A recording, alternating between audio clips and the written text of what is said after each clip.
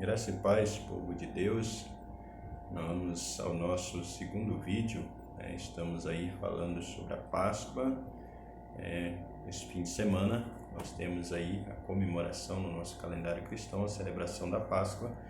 E no vídeo anterior nós falamos a respeito da origem, da Páscoa, como aconteceu ali no período em que o povo estava no Egito e a maneira como Deus trabalhou para através de Moisés, para tirar o seu povo dali. Páscoa, lembrando que é o termo pechar, pular, passar por cima, Então Deus tirando o seu povo da opressão dos egípcios e levando para a terra prometida. Hoje nós queremos trabalhar um pouco a respeito exatamente após essa saída. Houve um período em que o povo esteve percorrendo pelo deserto e ali celebraram a Páscoa apenas uma vez no Monte Sinai, onde houve a segunda celebração.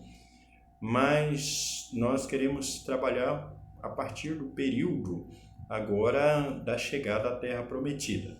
E aí nós temos Josué já conduzindo o povo ali para chegar à Terra Prometida, e no livro de Josué, no capítulo 5, no verso 10, ele fala assim sobre essa celebração, ele diz: estando, pois, os filhos de Israel acampados em Gilgal, celebraram a Páscoa no dia 14 do mês, à tarde, nas campinas de Jericó. Então nós temos aí, após esse período, é chamado do período da sedentarização, ou seja, o povo vai entrar em uma nova cultura, a cultura dos cananitas, chegando à terra, ou dos cananeus, a terra de Canaã, e ali eles começam então a deixar de ser nômades e passa a fixar a sua morada, chegando à terra que Deus prometeu a eles, a terra que manda leite e mel.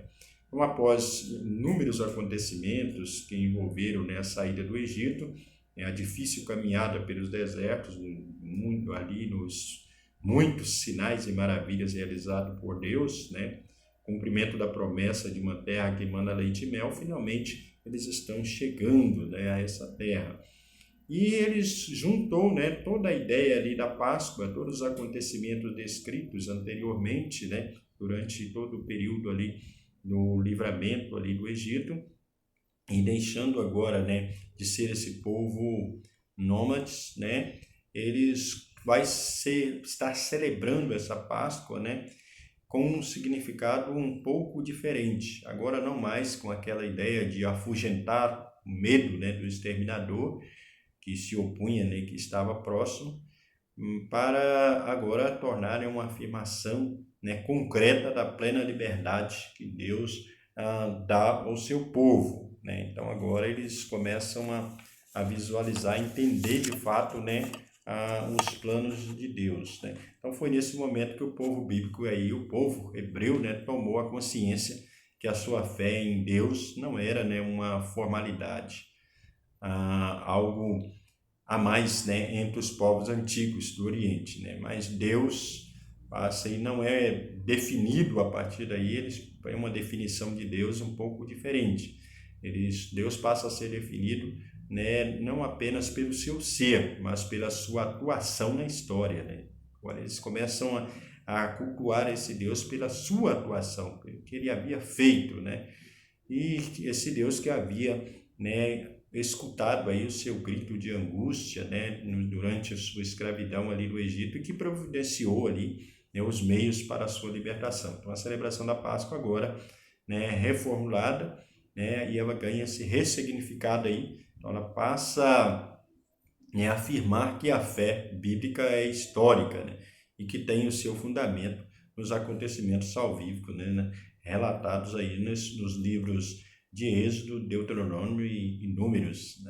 Então esse é um período muito importante, relembrando agora, celebrando com alegria agora, que Deus os libertou e que eles agora não precisam ter esse medo.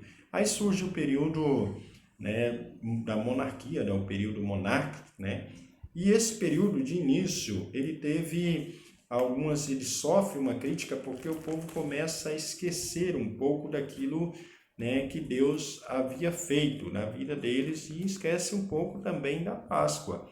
E ao esquecer, Oséias faz uma dura crítica a eles, né? E no capítulo 12 de Oséias, no verso 11, na verdade todo o capítulo 12, né, Oséias faz crítica à forma como o povo está se comportando agora, né, por esse silêncio deles por um tempo, né, da maneira como estava comportando. E no verso 11 diz, ó, se há em Gileade transgressão para a vaidade, são eles. Se em Gilgal sacrificam bois, os seus altares são como montões de pedras nos sulcos dos campos. Então eles deixam de ter aquele comportamento, né, de celebração como havia sendo trabalhado anteriormente e passa a ter, né, um comportamento um pouco silencioso, né, deixando de exercer de fato aquilo que foi instituído lá no capítulo 12 de Êxodo. Passa a ser uma celebração, eles começam a deixar ausente essa celebração.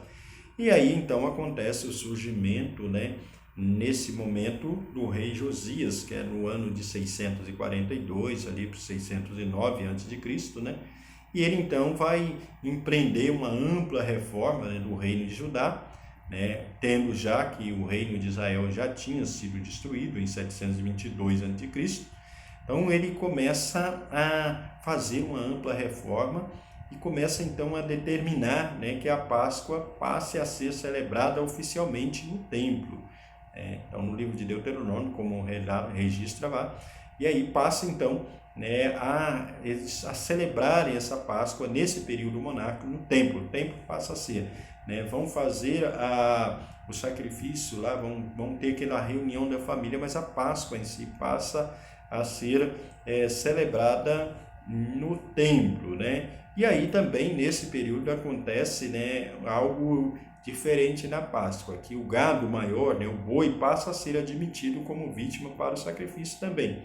Aí vai surgir a permissão para cozer a vítima em lugar de assá-la, como foi determinado lá no princípio, né? Então agora há essa mudança, né, nesse comportamento, nesse período monárquico aí. Então a memória do êxodo no Egito continuou sendo, né, o motivo principal da celebração. Porém, né, alguns detalhes foram alterados ali, né?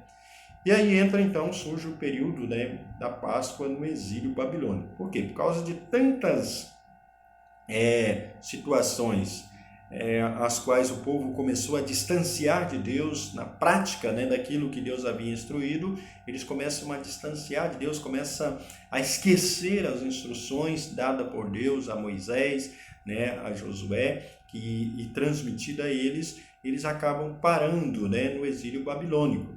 Vai para o exílio e lá, nesse período, que é o período de 598 a 537 a.C., né, eles começam então a sentir saudade, né, daquele período de celebração, de oportunidade de celebração, daquilo que eles haviam deixado de fazer, né? E aí o profeta Isaías traz uma palavra, né, de alento a eles, né, uma palavra de consolo para eles, né, que estão sofrendo ali no exílio, né, que estão sendo... E aí, no capítulo 40, então, a partir do capítulo 40 ali, né, Isaías vai até o capítulo 55, ele vai trabalhando essa ideia de consolo para o povo, né? No capítulo 40 ali, no verso 1º, verso 2º, ele ainda fala, e começa, consolai, consolai o meu povo, diz o vosso Deus, falai ao coração de Jerusalém, bradai, que já é findo o tempo da sua milícia, que a sua iniquidade está perdoada, e que já recebeu em dobro das mãos do Senhor por todos os seus pecados. Esse é o período que eles estão no exílio e eles, né, têm em mente, eles começam a puxar na mente deles, né, como nós ainda vamos voltar, Deus vai nos livrar daqui, né, Deus vai nos tirar, como tirou, como fez lá no Egito, né. Então, durante o exílio babilônico, o povo exilado, eles desenvolvem essa esperança de que Deus poderia libertá-los de novo, né. Já havia libertado do Egito e agora eles criaram a esperança de que Deus poderia libertá-los novamente. E aí os profetas, né, vêm trazer essa mensagem de consolação, mais precisamente o profeta Isaías, né? E aí desaparece algumas atividades culturais do templo, né, que foi destruída em 587 a.C., e surge a sinagoga, que cresce a produção literária. Então volta o sacrifício das reis menor, né, que eles haviam abandonado no tempo de Josias, tinha colocado lá que podia sacrificar qualquer res, né, a res maior, agora volta, né, às suas origens, a res, né, que deveria ser a res menor, a ovelha e as cabras também menor. A celebração volta para a família, né? Eles tinham levado para o templo e agora ela volta para a família. O ritual do sangue volta a ter o sentido de símbolo de defesa contra o exterminador, coisa que tinha acontecido lá, né, no Egito agora, e eles tinham abandonado isso. Foi uma das situações que levaram eles para o exílio babilônico.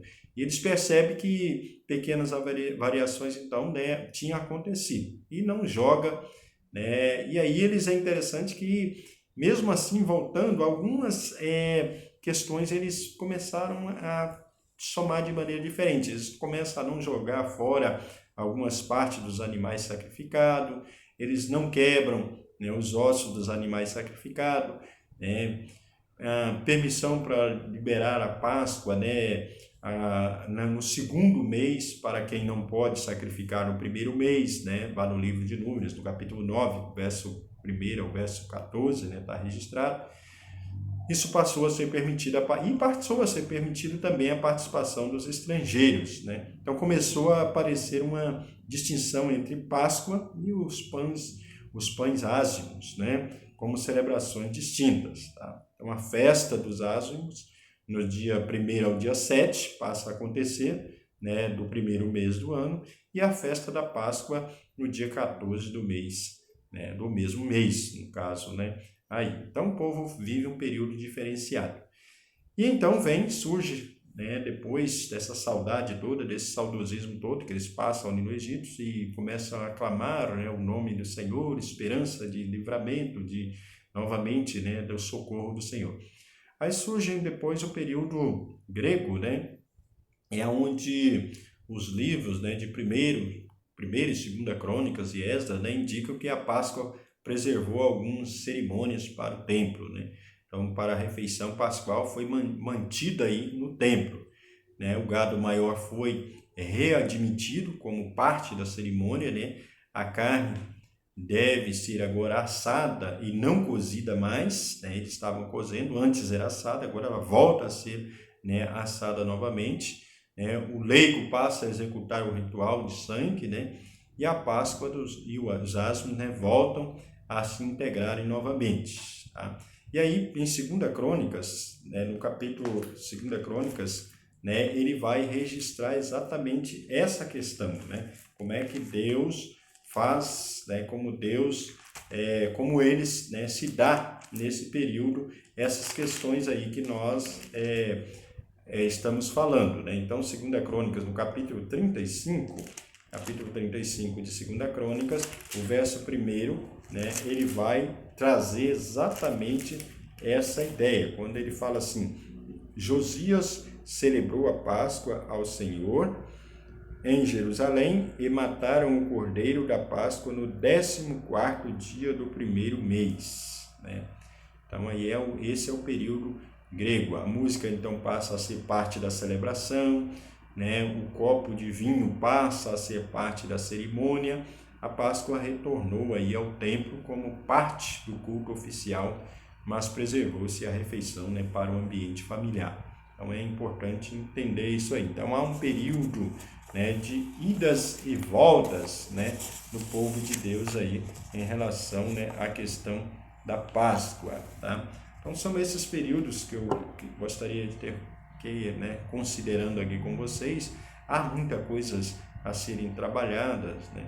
Mas é para nós podermos entender um pouco, né, como vem sendo contada pela palavra de Deus, a Bíblia, né, a história da Páscoa, para até chegar a nós. Então ela vem sofrendo muitas alterações, né, e às vezes algumas dessas alterações têm sido questão humana, né? Lembrando que no período ali, quando eles chegaram em Canaã, né, eles permitiram aderiram, né, algumas coisas de festa pagã à Páscoa. Foi uma das questões também que deixou Deus muito insatisfeito com o povo, né?